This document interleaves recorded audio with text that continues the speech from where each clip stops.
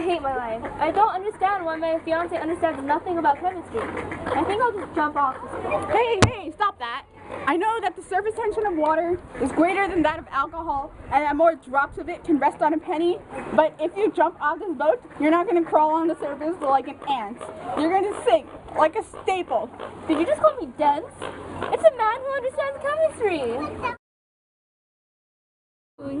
Yeah, I know, they close late. Well, I was thinking we could go check out those tufas over there. Oh, the precipitation reaction. Aqua, who is this? This is Solab. We were discussing chemistry, something you wouldn't know about. Why? Him and I have more chemistry than you and I have ever will. Well, I learned chemistry for you. What did you learn? I learned information for you. What information did you learn? That ice is less dense than the water we drank, and I learned that the syrup on our pancakes is more viscous than the wine we had the other night. I learned chemistry for you. Even a 5-year-old could tell you that. Did you know that water is the universal solvent and also a great temperature moderator? Only 3% of Earth's water is fresh, and over 2/3 of that are stuck in glaciers. Let's take this outside. We are outside. Guys, please, let's not fight. Let's have a Chem battle. Do I know you? I'm a magical creature that helps solve problems for chemist geeks like you. Let's start. There are 8 water samples hidden on this boat. Go find Ellie a drink.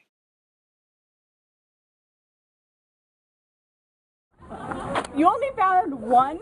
Well, look at your samples. This is like yellow, and this smells like, oh, that smells nasty, and that's just gross. Look at this clear, beautiful perfectness. Here, drink it. No, don't drink that. Don't drink that. Why? It's I fine. don't feel so good. I need a bathroom.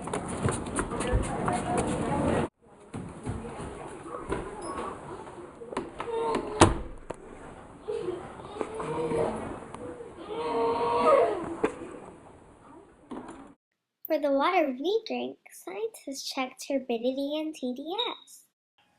Do you get it? In this Would You Drink This challenge, turbidity and TDS are very easily confused. Turbidity refers to the undissolved suspended particles in water, while TDS refers to the total dissolved solids in water. The problem with turbidity is that sometimes you may not be able to see the particles that could contain microorganisms or other harmful substances you would not want. Okay guys, I'm feeling a little better. You know what? I really admire guys who can write chemical formula. Quick, what's the formula for calcium phosphate? What's the name of NH42SO4?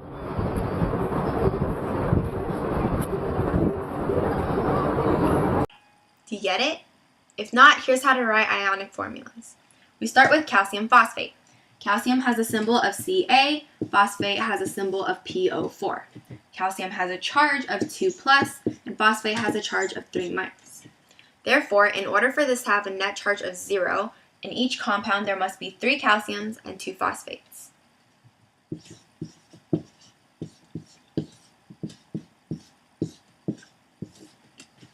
Remember that since phosphate is not only one element, you must put these parentheses on the outside and the subscript on the outside of these parentheses. Was this your answer? Next, we have NH42SO4. NH4 is ammonium. SO4 is sulfate. The positive ion must be put in the front and capitalized, and the negative ion must be put in the back and lowercase. Ammonium sulfate. Was this your answer? It's Ca3PO4 2 and ammonium sulfate. It's pi squared. Pi squared? Really? Dude, that's geometry. Solid wins again. Cal, you got to step up your game. This is the final and most serious challenge. Like to call it the chemist sentence. Whoever loses has to walk the plank. Write the equation for this chemical reaction. Solutions of copper-2 sulfate and sodium hydroxide are mixed. A precipitate, copper-2 hydroxide, is produced, and a solution of sodium sulfate remains.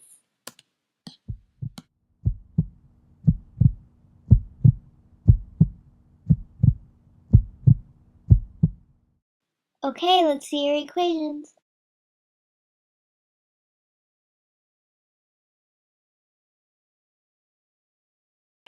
Do you get it? If not, here's how to write equations. First, we have the reactants, the solutions of copper 2 sulfate and sodium hydroxide. Copper must have a 2 written behind it in order to specify its charge, because transition metals have various charges. Copper has a charge of 2+, sulfate has a charge of 2-, sodium has a charge of 1+, hydroxide has a charge of 1-. Now I will write the formulas of these compounds.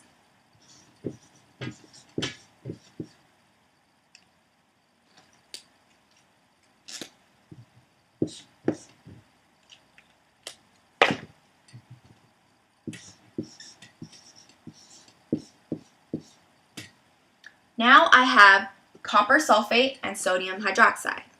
Did you get this? Now we have the precipitation of copper 2 hydroxide and the solutions of sodium and sulfate. Copper has a charge of 2+, hydroxide has a charge of 1-, sodium has a charge of 1+, and sulfate has a charge of 2-. Now I will combine all of this.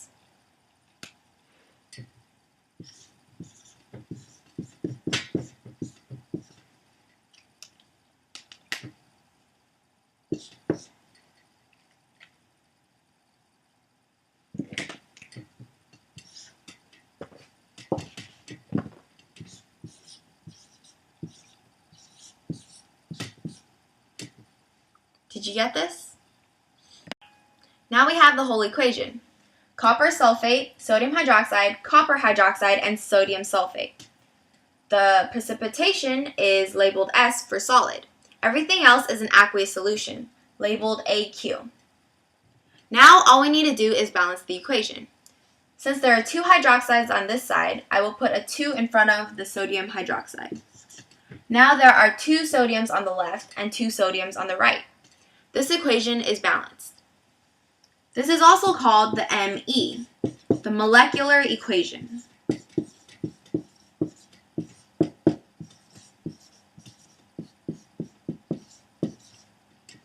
However, this is only 1 out of 3 equations. Now we have all 3 equations. The ME, the molecular equation, shows the reactants and products as molecular substances, even if they may not appear so in nature. The TIE, the total ionic equation, shows everything as separate ions. Last of all, there is the NIE, the net ionic equation, which shows only the ions that take place in the reaction. This excludes spectator ions.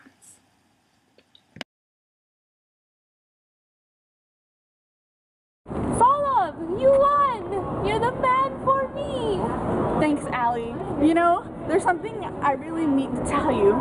I think I'm falling for you, and I think this song will show you what I mean.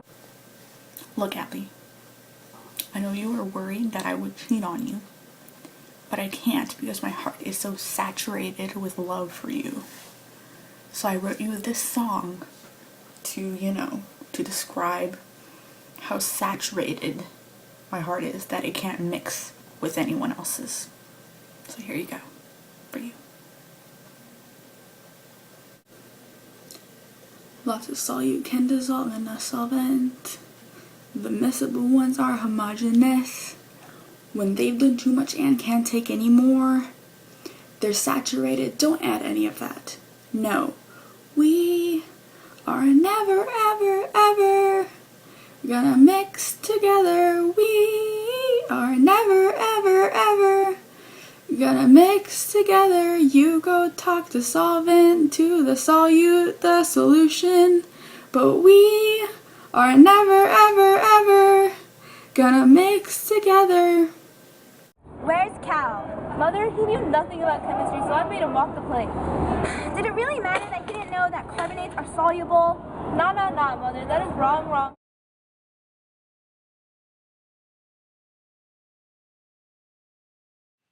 Tell me what was soluble again. Gotta know 'cause I have a big exam. Tell me what never precipitates, like nitrates and acetates, ammonium compounds, and sodium compounds, the alkali family. Chlorine's bromides died, sulfates, oh yeah, that's right. Na na na na, chemistry study time. Na na na na na, chemistry study time. Na na na na na. Good luck on your big exam, it's chemistry study time. Now let's look at the 2% monolake. That came from calcium carbonate. Let's look at reactions with precipitate. So what's insoluble? Hydroxides, phosphides, and sulfides. These compounds make solids. Guess that's all that you should know. Good luck on your big exam.